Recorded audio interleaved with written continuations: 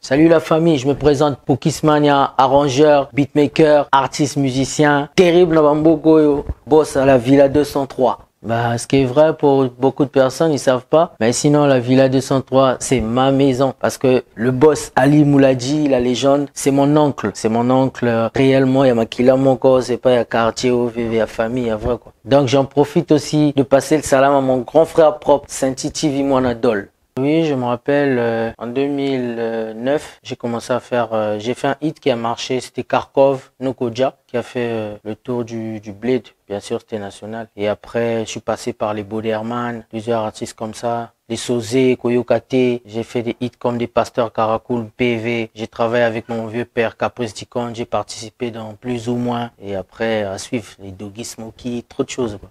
À la base, moi, familialement, j'écoutais à l'époque les morceaux de mes oncles, comme tout à l'heure je viens de dire. Donc après, mon rêve c'était je dois être comme mes oncles. Arrivé à un niveau, je me suis dit non, est-ce que je suis obligé de chanter avant tout? Mais après, j'ai eu l'envie de faire des prods, commencer à écouter des musiques françaises. Ça m'a donné l'envie de faire des prods et voilà, aujourd'hui, je me retrouve dans la cour des grands. Et d'autres, c'était surtout quand je faisais des erreurs, j'étais obligé d'écouter pour apprendre parce que après, au niveau là où j'étais trop petit par rapport aux gens que je travaille avec eux. Donc mon oncle et la princesse sucrée sur des demi-temps, des erreurs que je faisais, par exemple des mauvaises notes et tout ça, des exportations, c'était beau. C'est ça en fait qui m'a marqué quoi.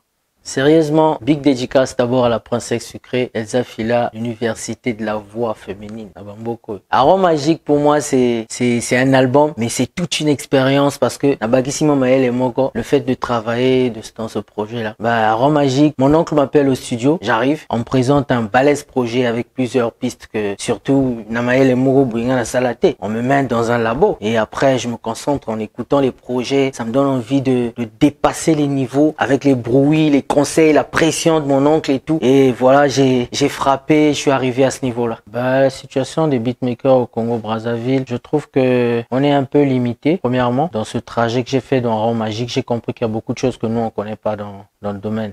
Donc, je demandais aux beatmakers surtout d'apprendre et de chercher à s'approcher des professionnels, ceux qui connaissent bien le truc pour avoir un level élevé, quoi. Là, c'est compliqué, hein. Vraiment, la question là, c'est compliqué parce que il y a tellement de hits dans le truc que moi-même je suis emporté. Mais sinon, en vrai, Arôme Magique, c'est terrible. C'est ça, en fait, qui m'a plus emporté. Big salutations à la team Villa 203, à toute la famille hip-hop urbaine de PN. Donc, salam à tout le monde.